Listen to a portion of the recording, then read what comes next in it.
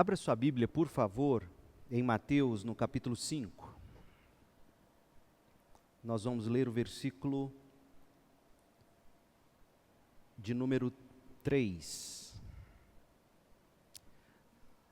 Nesta série de mensagens sobre as bem-aventuranças, hoje eu quero pensar com vocês sobre o relacionamento que há entre esta bem-aventurança, a primeira delas, bem-aventurados os pobres em espírito, porque deles é o reino dos céus. Qual é a ligação desta bem-aventurança com um dos temas mais recorrentes na atualidade, que é a questão da autoestima?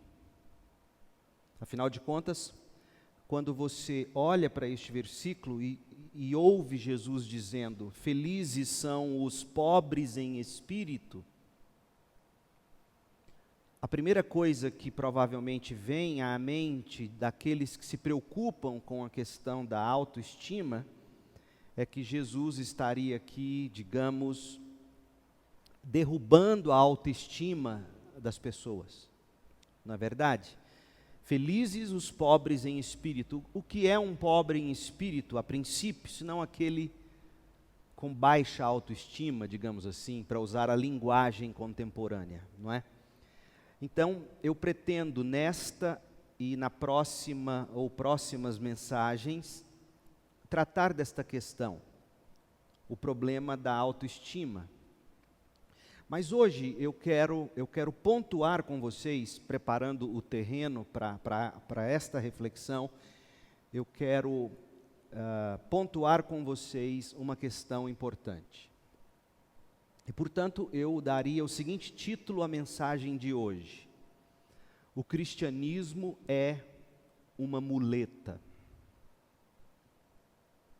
Uma das críticas tecidas ao cristianismo, uma das críticas tecidas ao crente, é que o cristianismo é uma muleta. Você concorda com isso?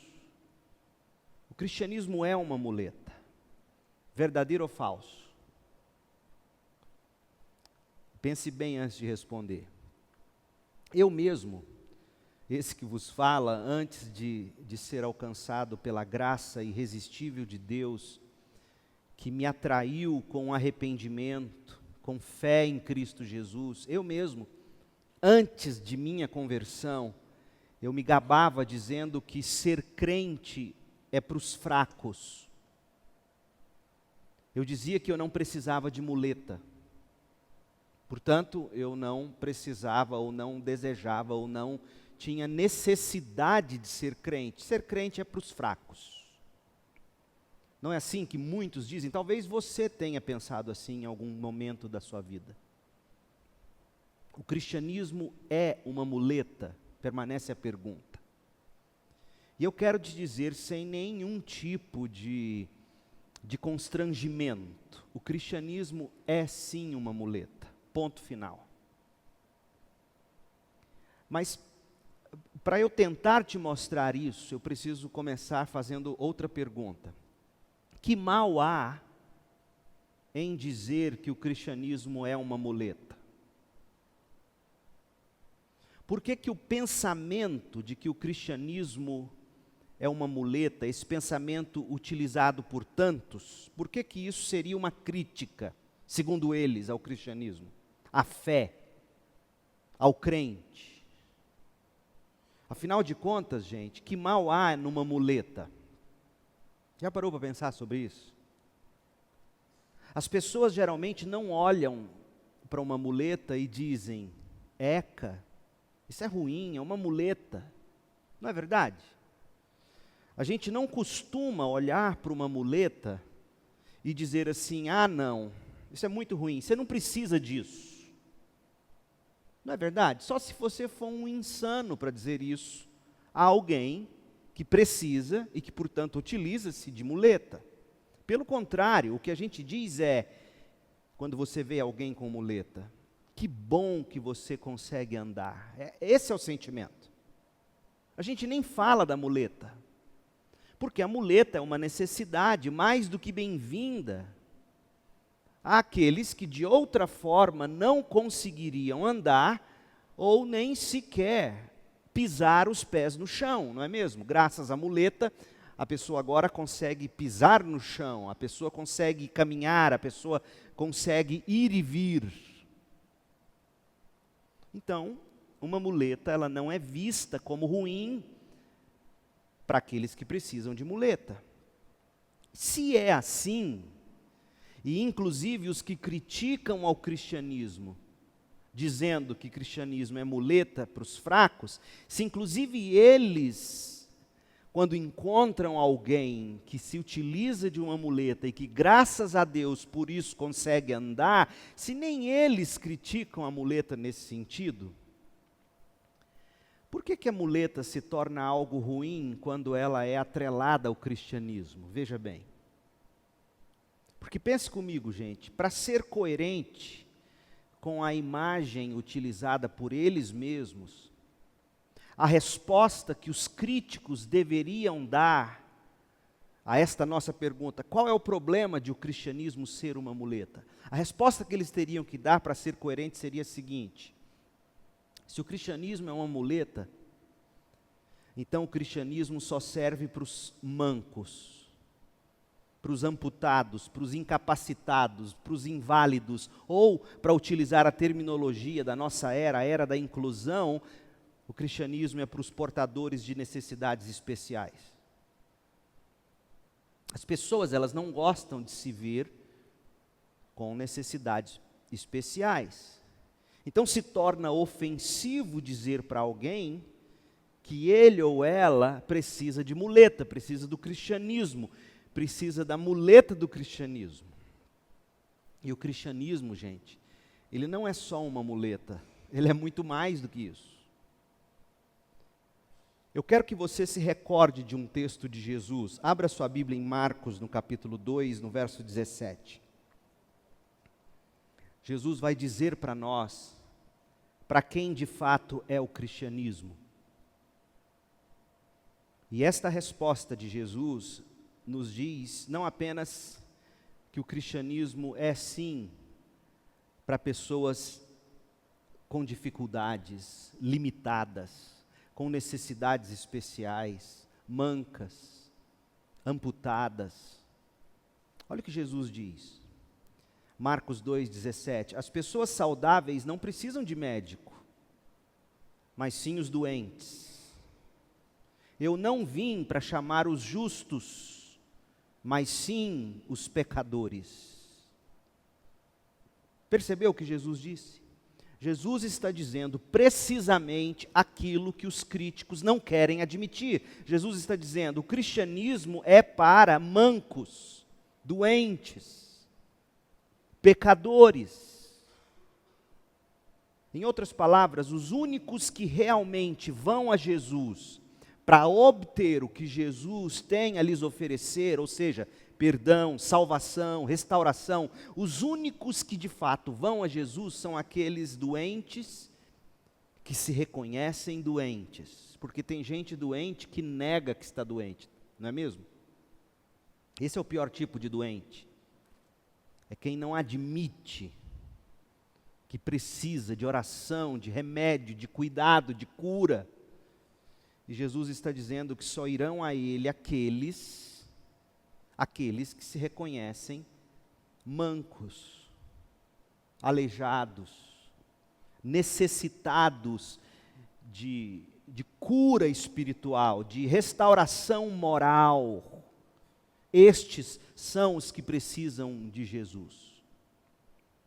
Portanto, é importante que você entenda isso. Mas vamos dar um passo além. E lembrem-se, nós estamos a caminho de tratar de uma grande questão dos nossos dias, que é a questão da autoestima. E no primeiro momento o que nós fizemos foi o seguinte: nós estamos desmascarando a crítica comum que se faz ao cristianismo, ou seja, crente é gente fraca.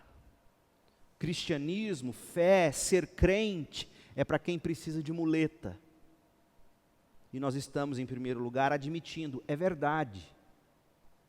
O cristianismo não é só uma muleta, é mais, é a cura, é a prótese, é tudo.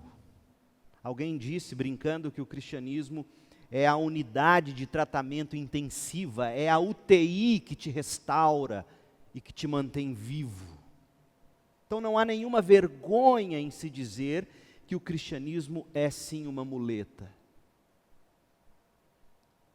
Agora, o que eu quero fazer com você é entender por que as pessoas que criticam a minha e a sua fé, como um dia eu critiquei a fé que hoje eu professo.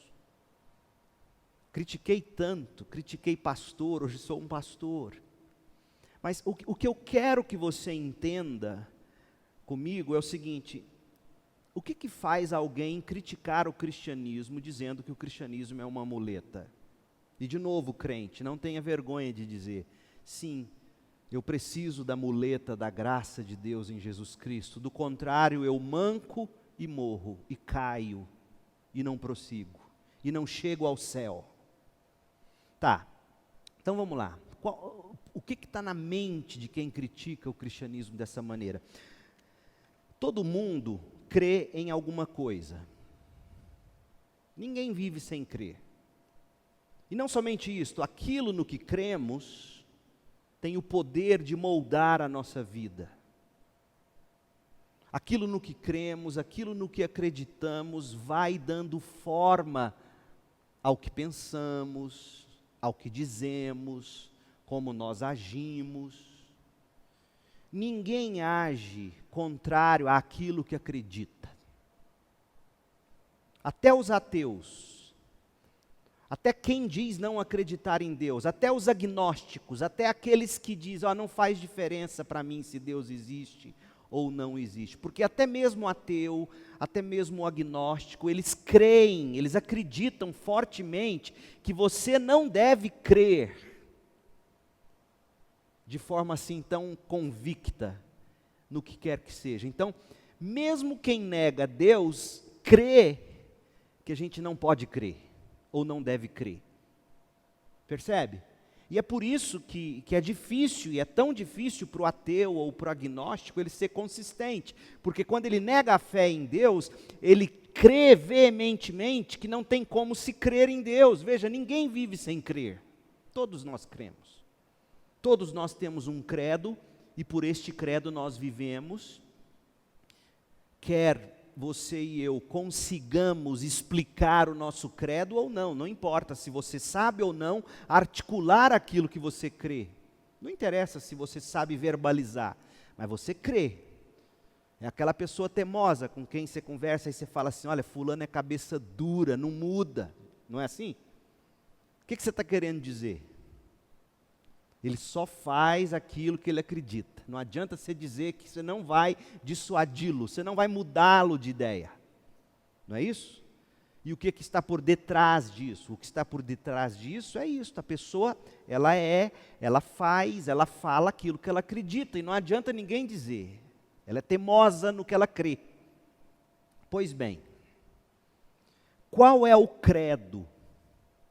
Qual é a crença por trás da convicção de que se é uma muleta, o cristianismo é indesejável, é indigno de aceitação? O que faz alguém dizer a mim e a você o seguinte, eu não preciso de muletas? O que faz alguém acreditar assim? O que faz alguém desprezar a fé? E a resposta parece ser a seguinte: a crença por trás da crítica ao cristianismo, a crença por trás da crítica que diz o cristianismo, a fé é uma muleta, sabe qual é a crença de quem diz isso? É a crença de quem acredita que nós não somos espiritualmente aleijados. Quem diz, eu não preciso do cristianismo, porque o cristianismo é muleta para fracos. Está dizendo assim, eu não preciso do cristianismo porque eu não sou aleijado, eu não sou inválido, eu não tenho necessidades especiais, eu não sou espiritualmente carente, eu não sou um pecador, eu não preciso disso. É exatamente isso que está por detrás da crítica daqueles que dizem o cristianismo é uma muleta. Tá, mas ainda assim, eles têm que se agarrar em alguma coisa. E aquilo no que eles se agarram, esse tipo de pessoa, é no que vem se tornando a religião dos nossos tempos. Então, quando alguém nega a fé em Cristo como válida para te sustentar até o fim e te levar ao céu, quando alguém nega esse tipo de fé, eles abraçam um outro tipo de fé. Porque ninguém, lembrem-se, ninguém vive sem alguma fé. E qual é o tipo de fé a que as pessoas se agarram quando elas negam o cristianismo? A fé no eu. É a autossuficiência, é a autoconfiança, é a autodeterminação, é a autoestima. Essa é a religião do momento. Quando Jesus Cristo, quando ele aparece, e quando ele propõe uma alternativa à autossuficiência, Jesus se choca com a crença contemporânea. Quando Jesus vem e se apresenta como alternativa à autoconfiança, de novo ele se choca na crença contemporânea. Quando Jesus vem e se apresenta como alternativa à autodeterminação, quando ele vem e se apresenta como alternativa à autoestima, Jesus está se chocando com o que se crê. E o que ele propõe? Por exemplo, no caso da autossuficiência, Jesus é o que vem e diz assim: se vocês não se tornarem dependentes como uma criança, não é assim que ele diz? O que acontece? Vocês não entrarão no reino dos céus. No reino dos céus não entram autossuficientes. No reino dos céus entram dependentes de Deus. Dependentes de que maneira? Como uma criança depende do pai, da mãe. Se o pai e a mãe não prover, não comem, morrem. Se o pai e a mãe não cuidar, morre. Se o pai e a mãe não proteger, morrem. Se o pai e a mãe não corrigir, se o pai e a mãe não educar, se o pai e a mãe... Percebe? Jesus diz o seguinte: a autossuficiência não te leva ao céu. A dependência de Deus como uma criança te leva ao céu. A autoconfiança não te leva ao céu. O que me leva e te leva ao céu é a confiança submissa a Deus. Não é a autoconfiança. Você não vai ver Jesus inflando a autoconfiança de ninguém. Pelo contrário, ele vive espetando, tentando furar os balões da autoconfiança que nos tornam orgulhosos. E por isso ele diz: bem-aventurados os pobres. A autodeterminação não te leva para o céu. Pelo contrário, o que te leva para o céu é a confiança na providência soberana de Deus. É confiar na providência de Deus, na soberania de Deus. Não é autodeterminação, é Deus, o soberano provedor, controlador da minha vida. Não é verdade, gente? Outra coisa, não é a autoestima que nos leva para o céu. O que nos leva para o céu é a confiança de que eu preciso de graça e de misericórdia. Então, a cura, e aqui eu me antecipo, a próxima ou as próximas mensagens, para apresentar, digamos, o remédio para o problema da baixa autoestima, eu me antecipo e digo: Jesus nunca curaria um problema de autoestima inflando a autoestima, mas fazendo-nos parar de olhar para nós mesmos e olhar para Ele como doador de graça, da graça que precisamos, da misericórdia que necessitamos. Afinal de contas, gente, graça é para quem não merece, não é mesmo? Senão não seria graça, seria pagamento, salário devido. E Deus a nós deve coisa nenhuma. Portanto, Jesus, ele se apresenta como aquele que vem se chocar frontalmente a essa religião da autoestima, da autodeterminação, da autoconfiança, da autossuficiência. Religião esta que se tornou popular desde o dia em que Adão e Eva viram refletidos nos olhos das serpentes as palavras que os fizeram se enxergar autossuficientes. Vocês se lembram? Quando a serpente tenta Eva, a serpente diz lá em Gênesis 3, de 4 a 5, é claro que vocês não morrerão. Deus sabe que no momento em que comerem do fruto, seus olhos se abrirão, e como Deus, vocês conhecerão o bem e o mal. Veja, a promessa da serpente é que sem Deus, agora sim eles seriam autossuficientes, porque o único ser autossuficiente é Deus. E a serpente diz, vocês vão ser como Ele, autossuficientes. O único ser que pode ser autoconfiante é Deus.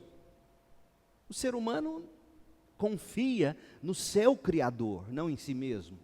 O único ser que pode crer na autodeterminação é Deus, porque é a vontade dele, em última instância, que sempre prevalece. Não é assim? Adão e Eva foram tentados e caíram, e desde então, cada um de nós, quando entregues a nós mesmos, nós vivemos pela mesma tentação que fez Adão e Eva cair. Qual seja? A de buscar autoconfiança, a de buscar autoestima, autossuficiência, autodeterminação. E aí vem Jesus e diz, não é nada disso. O reino dos céus é daqueles que são pobres em espírito. Pra você ter uma ideia, há um filósofo e poeta americano, ele viveu no século XIX, Ralph Waldo Emerson. Ele escreveu um livro, na verdade, um artigo, ele escreveu um tratado, que no português, me parece, foi traduzido como autoconfiança. Mas o título literalmente significa autossuficiência. John Piper cita esse artigo, e ele faz a seguinte observação, o Piper: nunca alguém conseguiu colocar em palavras tão óbvias a forma como as pessoas acreditam ser a redenção. Olha o que o Aldo disse, ele diz assim: confie em si mesmo. Cada coração vibra nessa corda de ferro. Confie em si mesmo. Agora, ouçam as palavras desse homem, ele prossegue, e veja como é perigoso o que ele diz. Lá no século XIX, em 1800 e alguma coisa, hoje é muito mais contundente o que ele disse. Ele até usa o nome de uma divina providência. Eu tenho a impressão de que esse Ralph Waldo Emerson, ele era algum tipo de agnóstico. Ou seja, o que é o agnóstico? Ele acredita num poder soberano, numa divindade, mas ele não acredita que essa divindade intervenha, ou não faz diferença se ela existe ou não. E ele diz assim: confie em si mesmo, aceite o lugar que a divina providência encontrou para você, aceite a sociedade de seus contemporâneos e o encadeamento dos eventos que lhe trouxeram até aqui. Está vendo? Vai aceitando a forma como você é colocado nisso aqui. Grandes homens sempre procederam assim e confiaram como crianças no gênio de sua época. E assim revelaram sua percepção de que o que lhes era inteiramente digno de confiança, olha só, o que era inteiramente digno de confiança residia no seu coração. Não é assim que as pessoas dizem? Confie em si mesmo, confia no seu coração, ouça seu coração. manifestando-se pelas suas mãos e predominando em todo o seu ser, mas agora, sendo homem, devemos aceitar com elevação o mesmo destino transcendente, que não sejamos fracos e enfermos em um canto protegido, ou covardes fugindo de uma revolução, mas guias redentores e benfeitores, obedecendo ao todo-poderoso esforço. Quem é o todo-poderoso? É o seu esforço. Essa é a religião contemporânea, gente. Não é à toa que os coachings estão ficando milionários aí no mundo afora. Depende da sua autoconfiança, depende do seu todo-poderoso desejo e poder. Ouça seu coração, confie nele. Num mundo assim, não cabe o que Jesus ensinou. Bem-aventurados os pobres em espírito. E aí o Valdo conclui esse parágrafo dizendo: o descontentamento é a falta de autossuficiência. O que é alguém descontente na cabeça desse homem? É alguém que não confia em si mesmo. É alguém que não corre atrás. É alguém que não luta pelos seus sonhos. É alguém que não ouve os desejos do seu coração. Essa é a pessoa descontente. Gente, aqui está a raiz de todo o problema no que tange a tratar do tema autoestima. Nós temos aqui uma janela através da qual a gente pode enxergar o credo por trás da crítica que as pessoas fazem ao cristianismo, chamando ele de muleta. Na cabeça das pessoas, o cristianismo não é válido, porque para se ser cristão você tem que se reconhecer dependente de Deus, carente de graça, necessitado de perdão, precisando de restauração, de salvação. O mundo diz não, nada disso, é a autossuficiência, é a autorrealização, é a autoconfiança, é a autoestima, tudo alto, tudo eu, e vem Deus e diz não. A verdadeira fraqueza do mundo, segundo esse homem, Emerson, Valdo, é a falta de autoconfiança, é a falta de autossuficiência. Por isso que o que Cristo prega é chocante. E quando as pessoas querem usar Cristo, e às vezes estão usando e usando muito, usam Cristo para dizer aquilo que Ele nunca prometeu ser e nos dar, que é uma autoconfiança para você conseguir conquistar seus sonhos. Não foi isso que Jesus nos prometeu. Esse não é o Jesus dos evangelhos, da Bíblia. Jesus não veio para inflar a autoestima de ninguém, inflar a autoconfiança, a autossuficiência, te dar o poder de autorrealizações. Não. Jesus veio para que a gente pudesse negar a nós mesmos, morrer para nós mesmos, tomar a cruz de Jesus, ou seja, sofrer a vergonha da cruz e seguir Jesus dia a dia. Portanto, se há uma confiança, e essa confiança não é no alto, não é no eu, é no Cristo. Bem-aventurados os humildes de espírito, porque deles é o reino dos céus.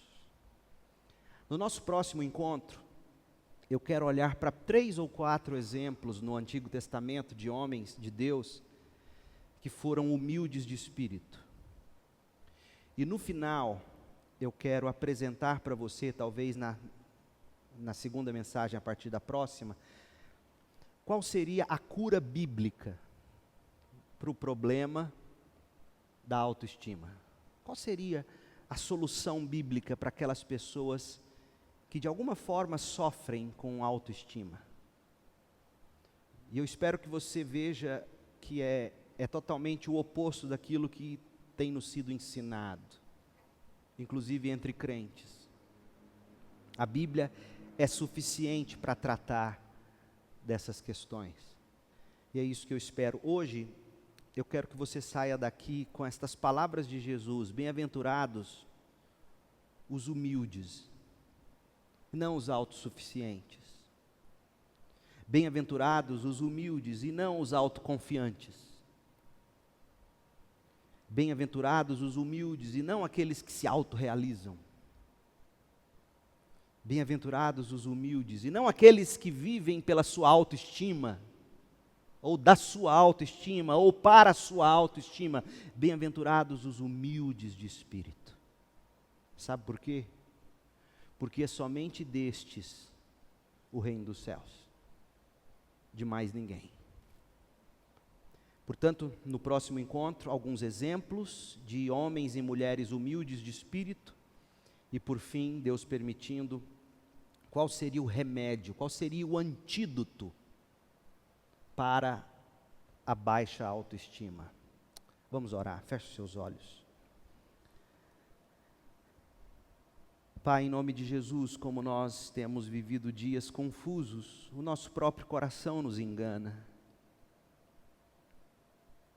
O mundo ao nosso redor apregoa tantos evangelhos que de fato não são boas novas. Quanto engano, mesmo em nome de Cristo. Ó Deus, ensina-nos o valor de ser pobres em espírito, humildes em espírito, falidos em espírito, pedintes, suplicantes de graça, é isso que somos. Ajuda-nos a enxergar o valor disso e mais, Deus, dá-nos sabedoria para entender como nós devemos lutar contra tantas questões que nos acometem, fazendo-nos lidar com autoestima. Ó Deus, nós queremos aprender como responder a este problema. Qual é a forma bíblica, qual é a forma adequada, qual é a forma saudável. Porque nós cremos no que Jesus ensinou, bem-aventurados os humildes em espírito, deles, e somente deles é o reino dos céus. Dá-nos esclarecimento e alegria. Pai, que alívio traz essa palavra dizendo que eu não tenho que viver da minha autodeterminação, eu não tenho que viver disso. Eu não tenho que viver de minhas autorrealizações ou para as minhas autorrealizações. Não é da minha autossuficiência, não é da minha autoestima. Eu vivo do Senhor e no Senhor. É graça, é misericórdia, do começo ao fim. Que isso traga alívio a cada um de nós. Em nome de Jesus. Amém. Vamos orar, meu povo? Gaste alguns instantes aí orando com base em tudo que nós conversamos. Em seguida nós vamos ouvir os pedidos de oração.